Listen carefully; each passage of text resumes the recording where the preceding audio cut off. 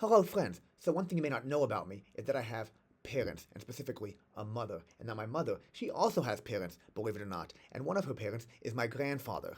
Wow, fascinating. I know. And so my mother also has two brothers. I guess you can call them my uncles. And so these uncles, well, they're both really tall, which is weird because, well, they're my uncles. And also, what's even weirder is that they're both even taller than my grandfather. I know, that's so strange. I mean, etymologically, it doesn't make any sense. Uncles are supposed to be little, at least compared to grandfathers. The word uncle literally meant little grandfather back in the day. It comes through Middle English and Old French from the Latin noun avunculus, which was a diminutive, that is, a word expressing smallness, which we might recognize in the diminutive suffix unculus. In Latin, unculus was affixed to all sorts of nouns to make them smaller, such as, for example, the splenunculus, which in the medical community denotes a little spleen, which exists in some people, and which logically enough is connected to the main spleen, and a homunculus, or small man, which, according to some theories, mainly preformationism, can be found inside of a sperm cell. So, according to this same theory, one day, that little homunculus inside of the sperm will develop into a full-sized human.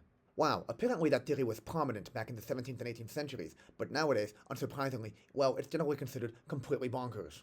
Anyway, all this talk of diminutive nouns got me, if I may, a little off topic. So back to our word avunculus and its first component, avus.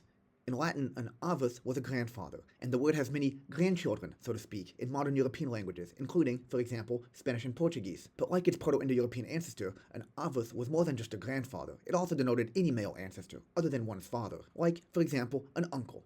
But so over time, people realized that you couldn't use the same word to denote two different male relatives, so the diminutive unculus was adopted to differentiate the avus, or strictly speaking, grandfather, from the avunculus, that is, the little grandfather, otherwise known as the uncle. And from there, in modern languages, the word gradually morphed into uncle in English, and today, the word has many, let's call them cousins, in languages similar to English, including, for example, French, German, and Flemish Dutch, which is spoken in Belgium. So uncles are, in English at least, literally small grandfathers, except for mine apparently, who, as I mentioned, are both quite tall, and frankly, there's nothing little about them, especially when you juxtapose them with my grandfather, who, as often happens, has definitely gotten smaller in his old age. So yeah, it's strange how genetics works out sometimes. I love etymology, and yet, when you look at some of my male relatives, you can see that etymology doesn't run in the family. In any case, thanks for watching.